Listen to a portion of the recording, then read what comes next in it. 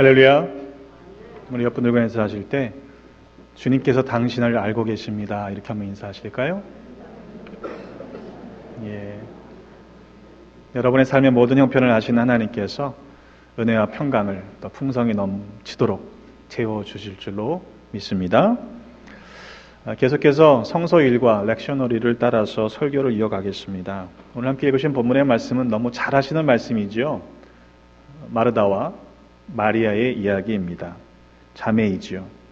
예수님께서 한 마을로 들어가셨는데요. 다른 본문을 보면 그 마을이 베다니라는 마을로 소개되고 있습니다. 마르다가 자기 집으로 예수님을 영접합니다.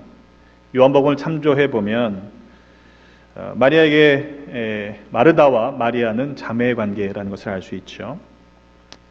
마리아는 주님의 발치에 앉아서 주님의 말씀을 듣고 있습니다. 반면에 마르다는 예수님을 집에 초대해 놓고서 마음이 급했습니다.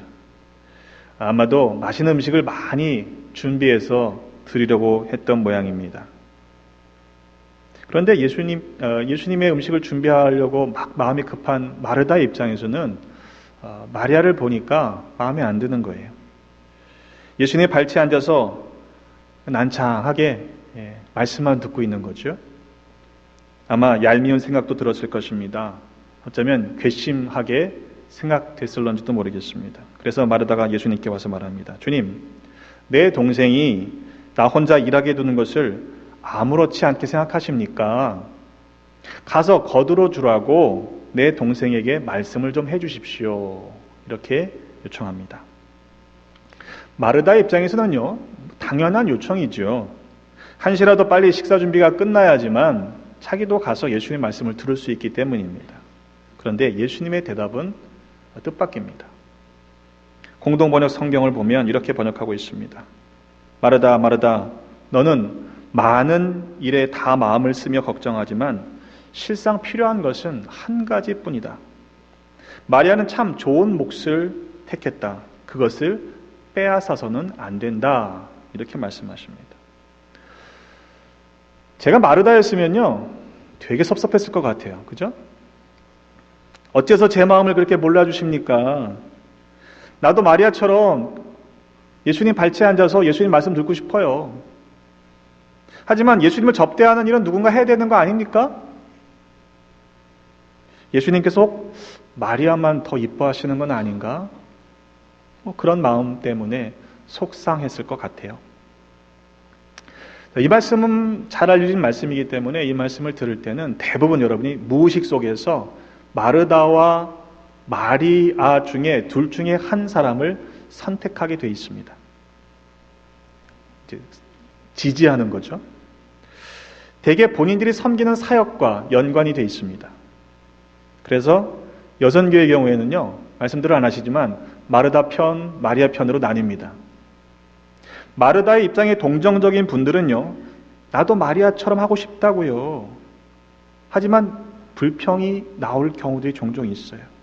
하지만 누군가는 이 일을 해야 되는 거 아닙니까? 하면서 일은 하면서도 마음이 편하지 않은 거죠. 마리아의 입장에 동의하시는 분들의 경우에는 자신들이 마르다처럼 그렇게 일을 하지 않아도 되는 정당한 이유를 이 본문 속에서 찾아내기도 합니다. 반면에 앉아 계신 남자 성도님들은요, 오늘 말씀은 나랑 상관이 없구나. 대부분 그렇게 생각하고 귀를 닫아버리기가 쉽습니다. 여러분 정말 그렇습니까?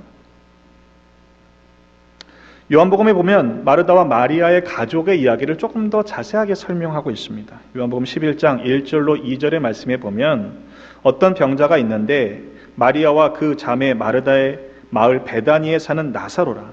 이 마리아는 향유를 주께 붓고 머리털로 주의 발을 닦던 자여 병든 나사로는 그의 오라비더라. 이렇게 소개합니다. 아시는 것처럼 죽었다가 예수님이 다시 살리신 나사로, 그 나사로가 마르다와 마리아의 오빠라는 이야기입니다.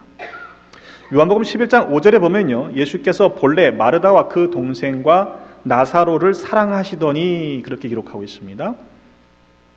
요한복음서의 관점에서 보면 예수님께서 그 3남매를 사랑하셨는데 마리아의 이름은 아예 언급도 되지 않습니다. 그냥 그 동생이라고만 적혀 있을 뿐입니다.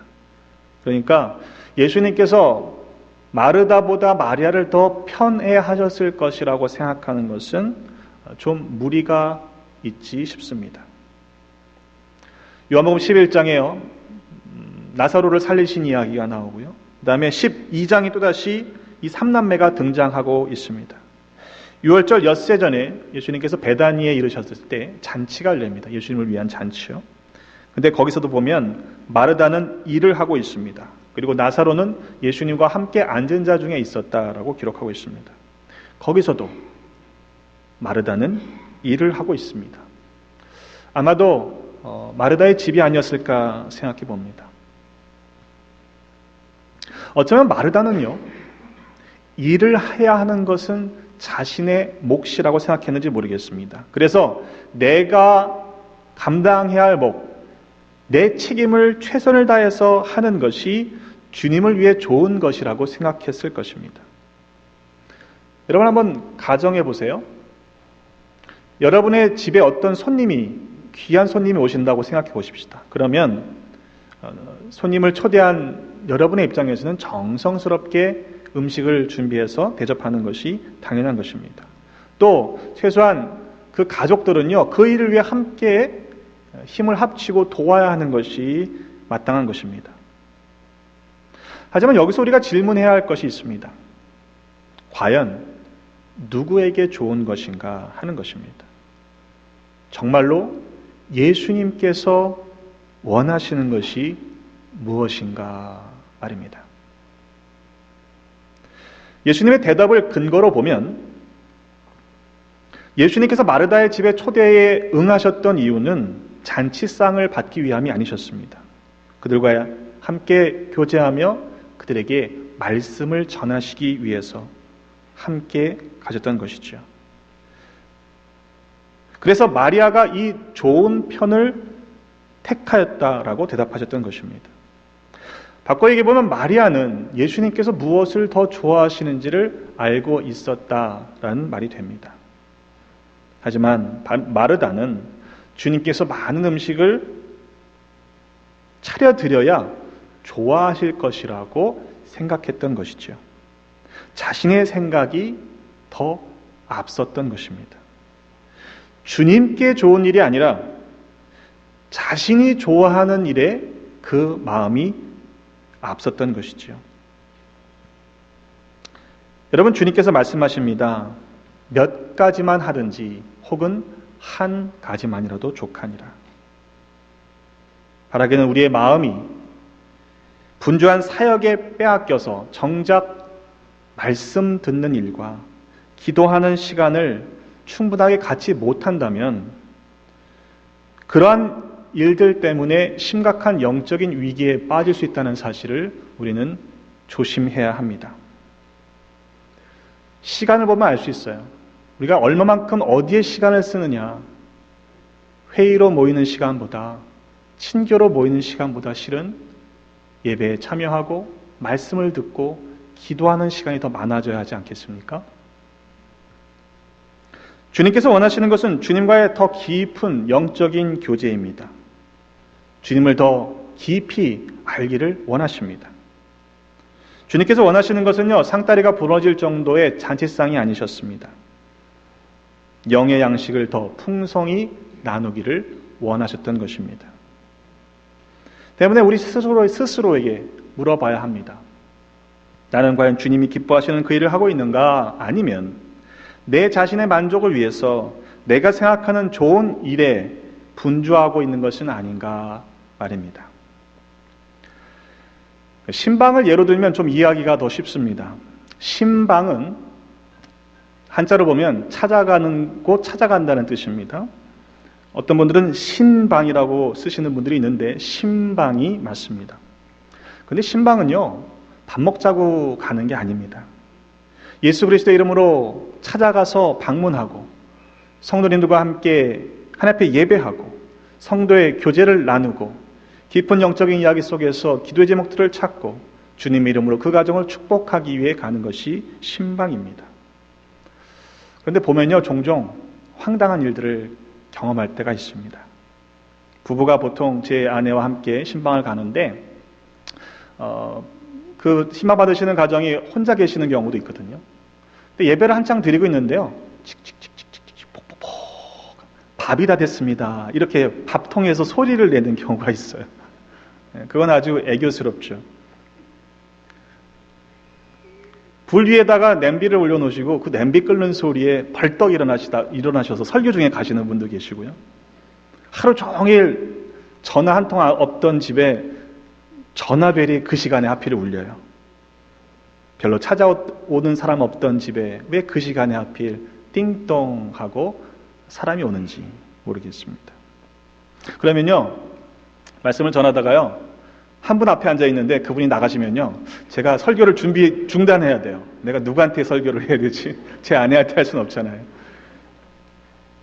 축복 기도를 하다 말고요, 이걸 축복을 해야 되나 말아야 되나 빈 데다 갈 수는 없잖아요. 여러분, 많은 일로 근심하지 말아야 합니다. 여러분, 어떤 면에서 보면 우연처럼 생각될 수 있지요. 하지만 말씀을 듣는 일을 방해하는 영적인 일이라는 사실을 우리는 알아야 합니다. 때문에 예배를 드리고 말씀을 듣는 시간에는 방해받지 않도록 우리 마음을 먼저 작정하시면 좋겠어요. 강아지나 고양이를 키우시는 분들은요, 살짝 좀 그 시간만큼은 가둬두시고요. 전화가 오더라도요, 보통 보면 중요한 전화 아니더라고요. 중요한 전화는 나중에 또 오게 돼 있습니다. 신방을 가면요, 보통도 그렇게 말씀하세요. 대청소를 했다고요. 정성스럽게 음식을 장만하시는 그 귀한 마음, 얼마나 감사한지 모릅니다.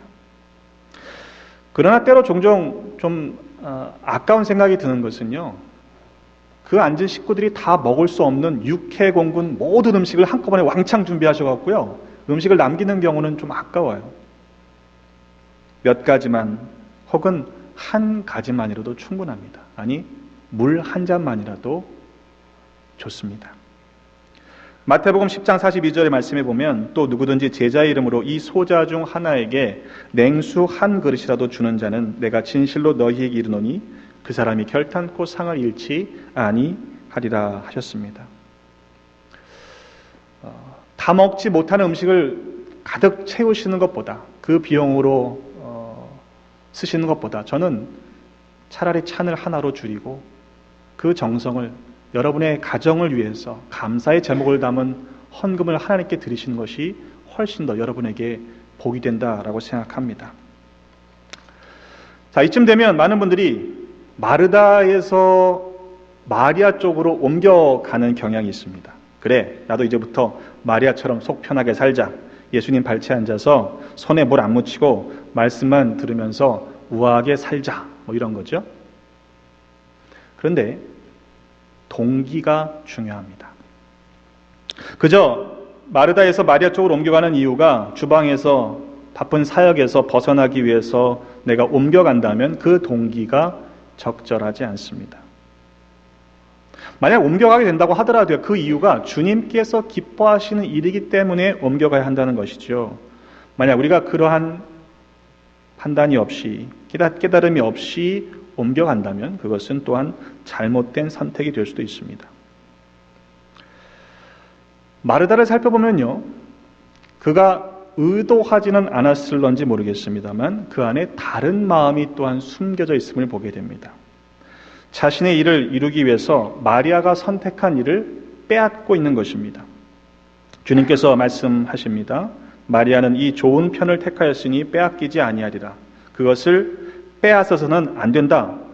공동 번역은 이렇게 직설적으로 번역하고 있습니다. 여러분, 주님께서 기뻐하시는 일들을 선택하시기를 주님의 이름으로 부탁을 드립니다. 그리고 자기에게 맡겨진 일들을 최선을 다해서 감당하시면 되는 거예요.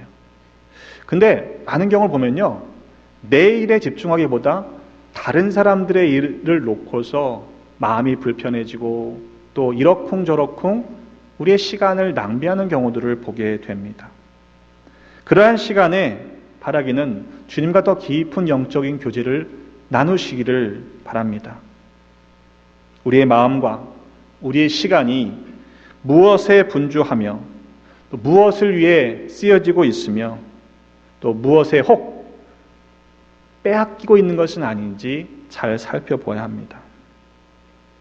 그리고 어떤 상황 때문에 내가 누리고 있지 못하다라고 해도요, 다른 사람이 선택한 좋은 것을 빼앗으려고 해서는 안 될 일입니다.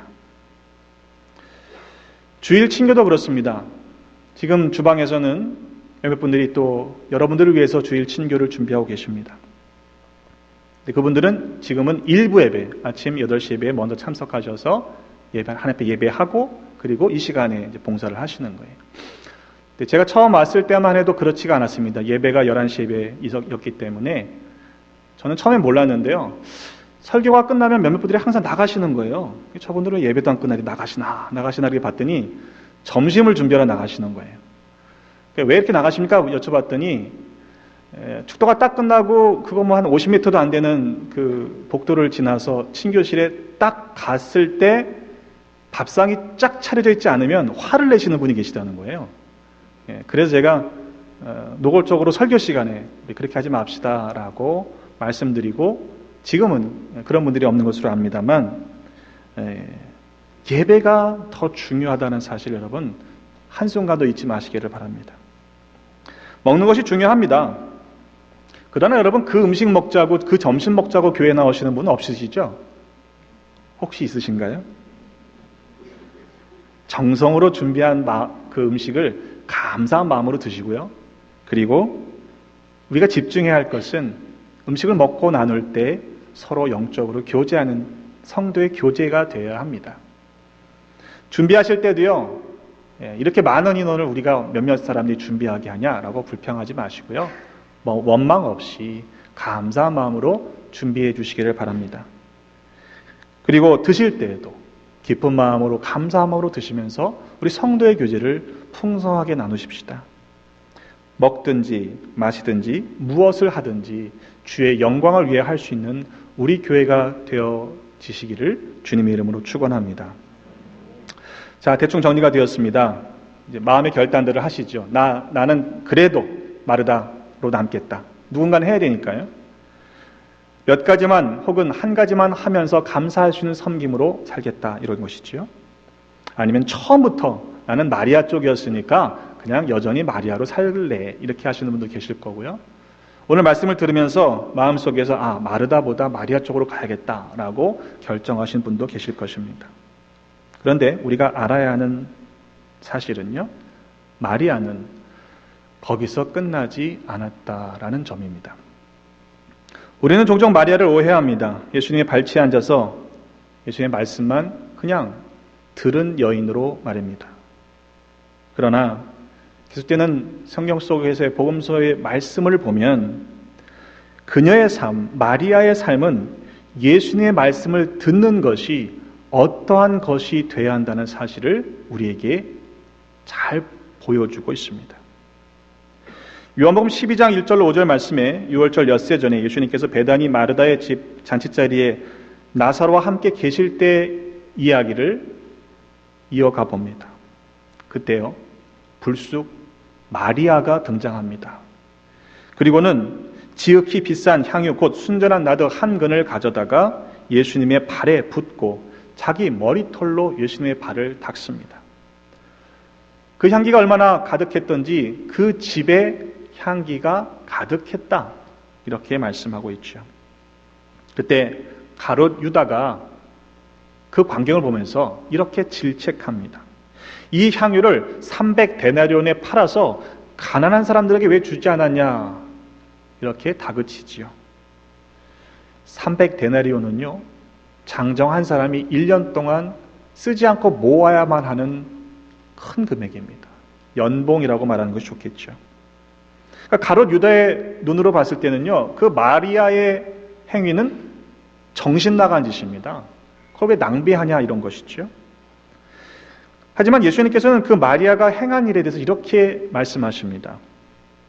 마리아가 행한 일이 온 천하 복음이 전파되는 어느 곳에서든지 기억될 것이다, 이렇게 말씀하세요. 왜냐하면 예수님의 장례를 준비하는 일이었기 때문입니다. 마리아가 그렇게 할 수 있었던 이유가 무엇일까요? 그것은 마리아는 예수님의 말씀을 들었기 때문입니다. 듣는다고 하는 것은요, 예수님 발치 앞에서 예쁜 척하고 귀동냥이나 하는 것이 결코 아닙니다. 예수님께서 당신이 당하실 십자가의 고난 죽음을 미리 얘기하셨지 않습니까?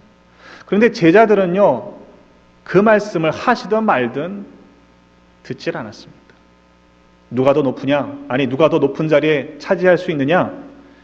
이런 일들에 마음을 빼앗겼습니다. 제자들과 마리아를 비교해 보면 과연 말씀을 듣는다는 것이 어떠한 것인지를 쉽게 이해할 수 있습니다. 마리아는요, 예수의 말씀을 들었기 때문에 그 말씀을 마음에 품었을 것입니다. 말씀을 마음에 품고 예수님이 가시는 길을 쫓았기 때문에 예수님께서 하시는 모든 일들을 이해할 수 있었을 것입니다. 그래서 장례를 준비하기 위한 향유를 드렸던 것이죠. 듣는다는 것은요, 곧 순종과 연결되어야 합니다. 때문에 들음은 순종이고 또한 들음은 헌신이어야만 합니다. 순종과 헌신이 없는 들음이라는 것은 아무런 열매도 맺지 못하게 되는 것이지요. 주여 주여 외친다고 모두가 천국에 가는 것이 아니라고 예수님께서는 말씀하셨습니다. 마태복음 7장 21절의 말씀에 보면 나더러 주여 주여 하는 자마다 천국에 들어가는 것이 아니다. 다만 하늘에 계신 내 아버지의 뜻대로 행하는 자라야만 들어갈 수 있다. 이렇게 말씀하시죠. 때문에 말씀을 듣는다고 하는 것은 믿음의 열매라는 사실을 알아야 합니다. 로마서 10장 17절은 이렇게 말씀하고 있습니다. 그러므로 믿음은 들음에서 나며 들음은 그리스도의 말씀으로 말미암았느니라. 때문에 여러분, 과연 나는 주님의 말씀을 어떻게 듣고 있는지 살펴봐야 하는 것이죠.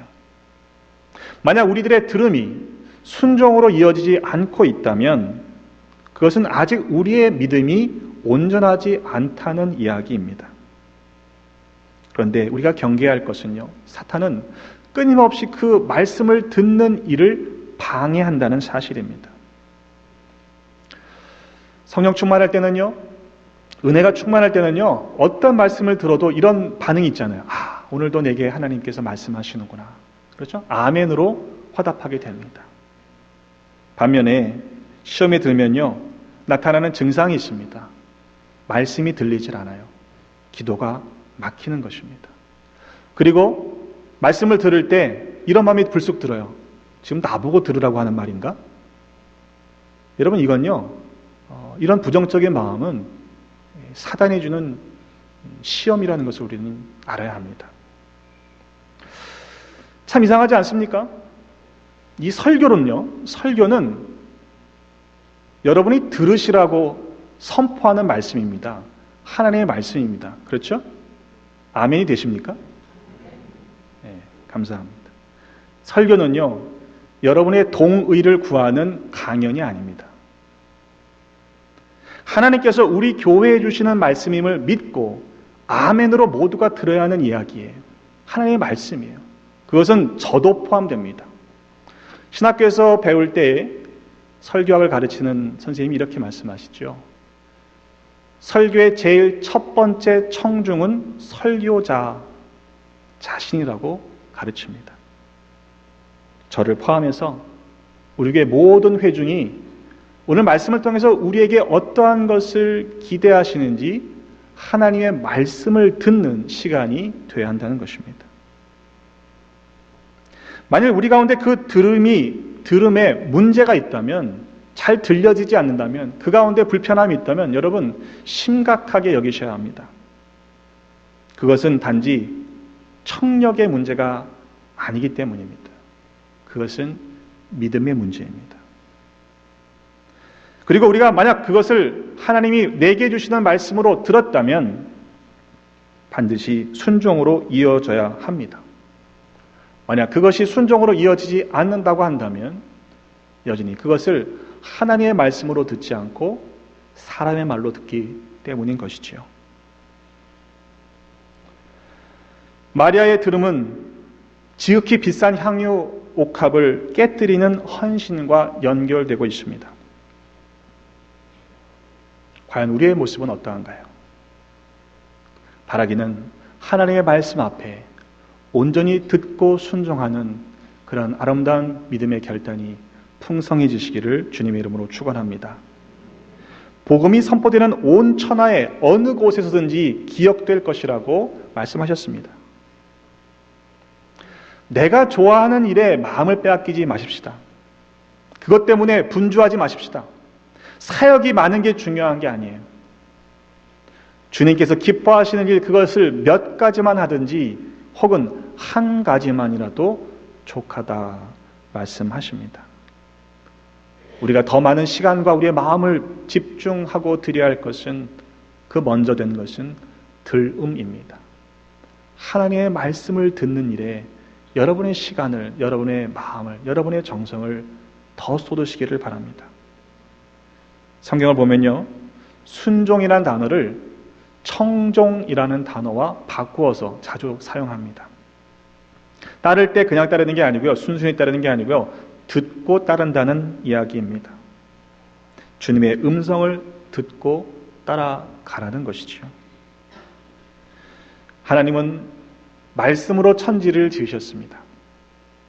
말씀이신 하나님께서 이 땅에 육신으로 오신 분이 예수 그리스도이십니다. 그리고 하나님은 지금도 우리에게 친히 말씀하십니다.